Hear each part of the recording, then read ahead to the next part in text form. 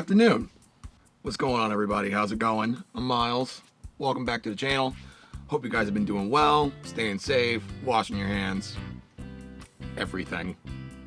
Today, I'm back with a, drum roll please, a lesson. That's right, kicking it old school today, going back to the roots, and we're doing a lesson on a song. I got a request for a actual lesson on this song in particular a while back, and I figured it was a good opportunity to actually get back into the swing of doing this sort of content on here. I actually did this whole video already, but then the video file got corrupted, and so all the footage that I had to be scrapped. And I'm not mad about it at all. So the song we're going to be checking out today is the arrangement that I had made up for the Billie Eilish tune, Listen Before I Go. It's a pretty easy song as far as the chord structure and what you have to actually do to play it in terms of incorporating the vocal melody into the guitar part. But there are some little tricky bits here and there. So let's just go ahead and check it out. Let's get right into it. Here we go. And if you'd like to have a copy of actual tabs of the arrangement that I did for this song, I have them available on my Patreon. I'll leave a link for that down below in the description. So what you're going to need for this song is a guitar. It's going to be in standard tuning. Nothing crazy going on there. And as far as the chords that we're going to be playing, all of them are open chords. Some of them might be variations of ones that you already are familiar with. Some you might not have ever played before, but nothing too extravagant going on here. So the first chord that we're going to be starting off with is F major 7. If you know how to play an F chord where you're barring your first finger over the first fret of high E and B, and then playing the second fret of G and the third fret of D, it's the same formation of your fingers, but you're going to be only pressing down on the first fret of the B string. The high E string is going to be open. Easy enough. Now, in addition to that, we're going to be putting our fourth finger, our pinky, on the third fret of the B string. So we're going to be going from playing that F major 7 and then adding the pinky onto the third fret of the B string.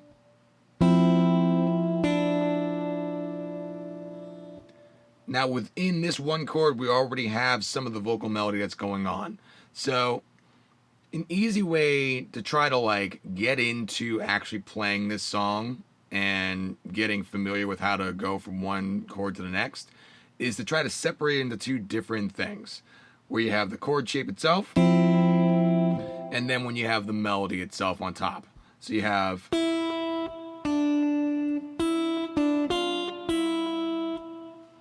So we're going to be playing the first fret of high E as well.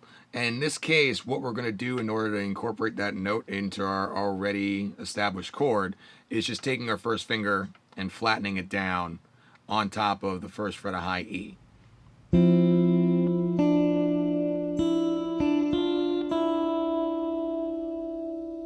Now after that, we're going to be playing E7.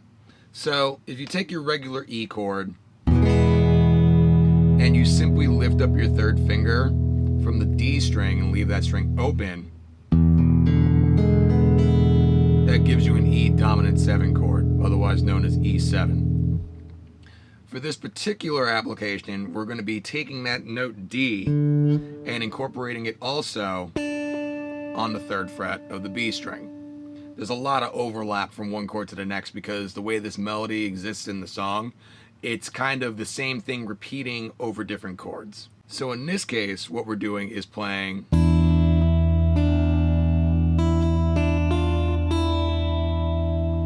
so again, incorporating that pivot of the first finger over to the first fret of the high E string while still maintaining the E7 chord that we already established initially.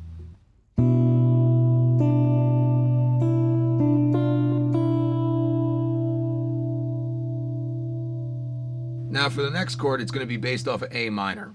So going from your A minor open chord, and again, for this chord, we're going to be adding the third fret of the B string.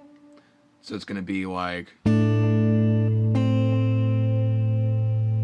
so you're starting with your pinky on the B string and then you're lifting it off to have the first fret of B play out.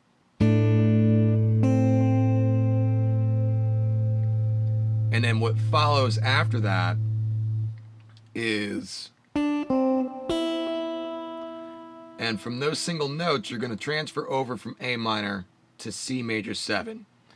In this case, what helps with making a smoother transition from A minor to C major 7 is the existence of the open high E string in the single note portion between those two chords.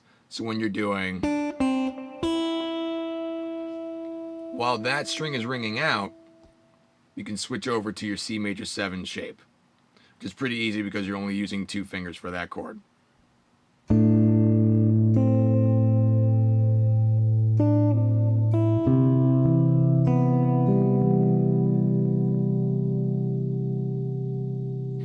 Now basically that progression of chords repeats again, but on the second repeat, you're going to add in those 2 notes on the B string before you switch to the next section of the song, which goes back to our F major 7 chord.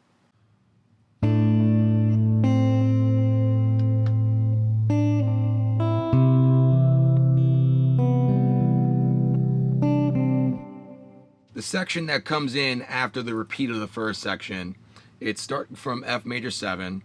However, our pinky is going to be playing the 3rd fret of the high E string this time around. And then we lift it off to have the open high E string.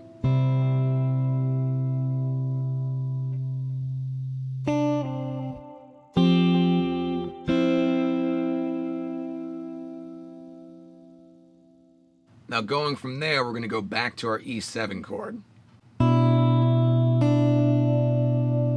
Again, utilizing the pinky on the 3rd fret of the B string. Because again, we're going to have those 2 notes on B follow again. Now, the next chord after E7 is A minor, and again, we're going to be incorporating the 3rd fret on the high E string.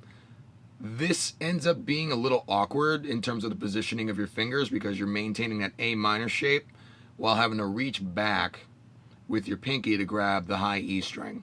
It's a little awkward at first, but the more you do it, the easier it becomes. Now after you do that pull off from the 3rd fret of high E on top of your A minor chord, you have some single notes that follow.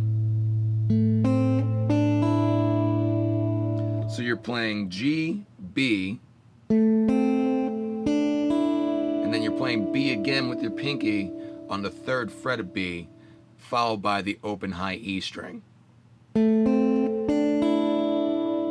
which then you'll switch over to a regular C chord.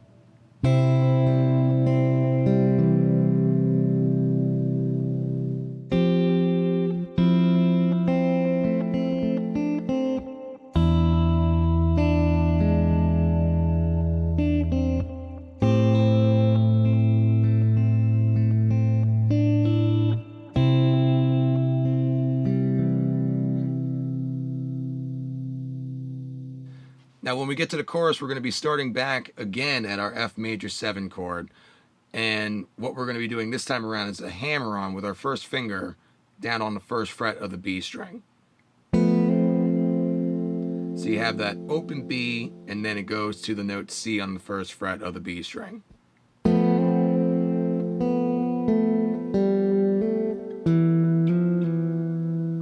And it's followed by a series of single notes as well.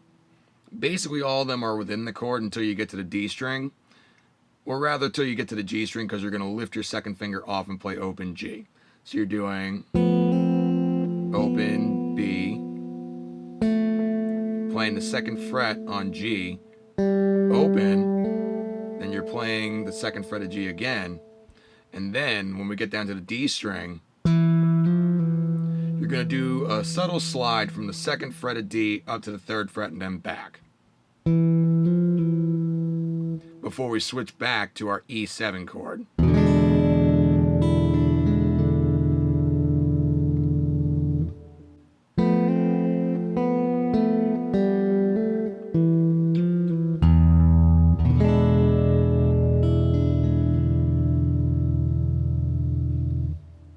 And this same idea is being applied to the next set of chords as well, because we're going to go to A minor and incorporate that same idea.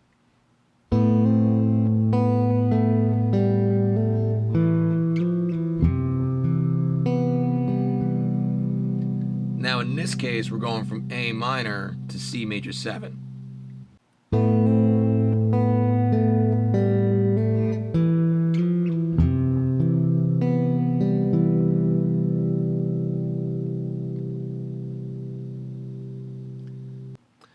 So the same order of chords and the same melody exists in the repeat of this section.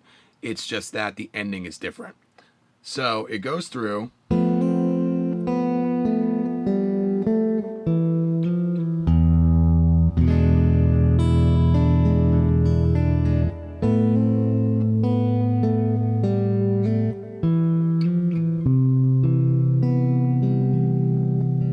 Now the repeat.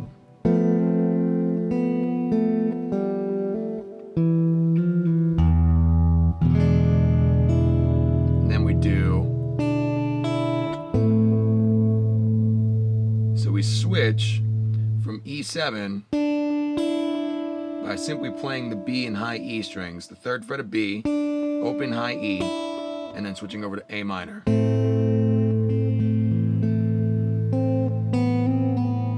And from A minor it goes back to C major 7.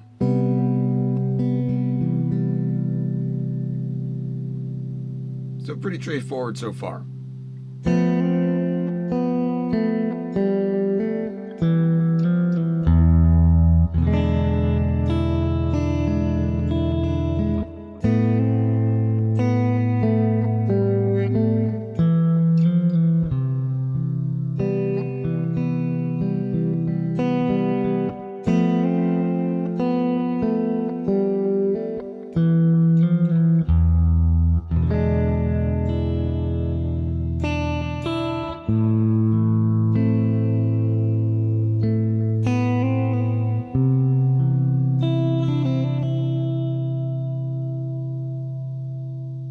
Now, the second verse is basically the same thing as the first verse.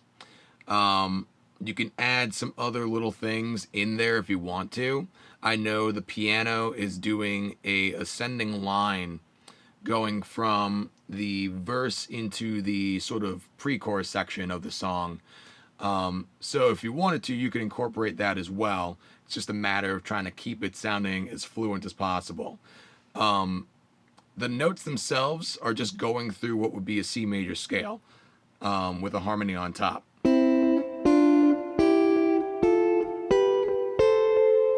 Like that, but much faster.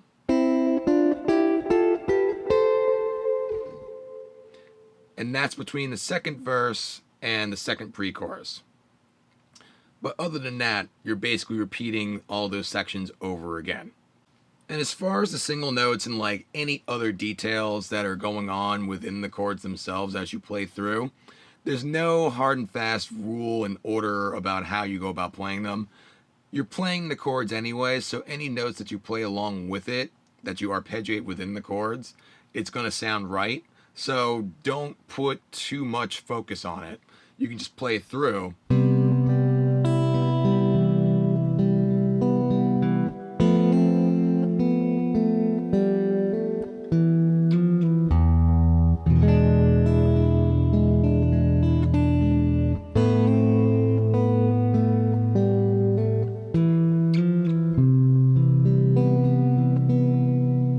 And it'll sound just fine. So now for the bridge section of the song, it starts off on D minor. For those who don't know, 1st fret of high E, 3rd fret of B, 2nd fret of the G string, open D. And the melody line for the vocal line is going to be doing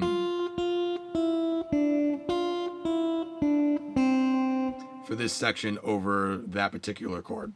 So you're doing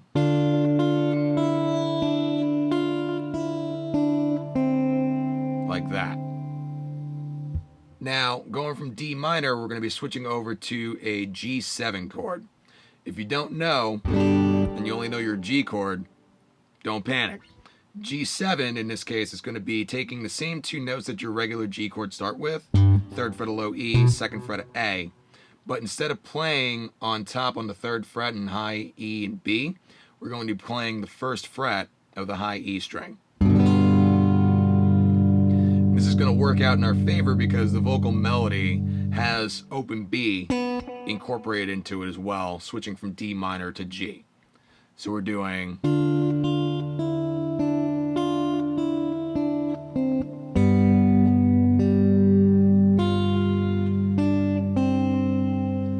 And those two notes are both on the B string, 3rd fret and 1st fret.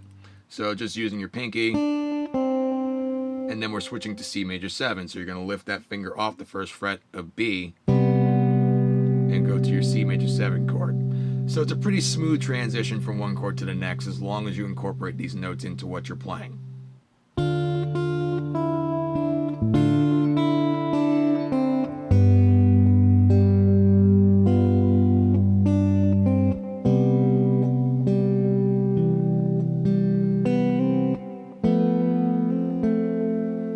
Back to our F major 7. It's going to start with the open B string. If you're following the vocal melody exactly, then yes, you're starting with the B string open.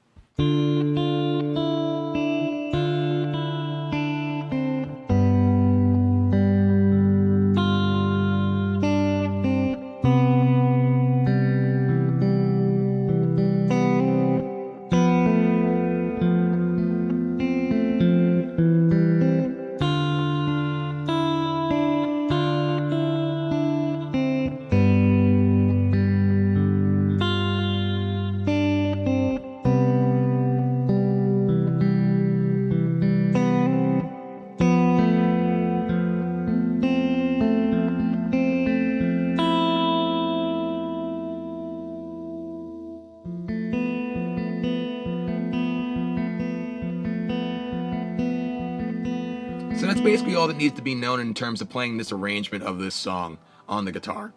It's a good song if you're just getting into fingerpicking and you're working on incorporating melody lines into your chords and trying to just add a different dimension to your playing overall.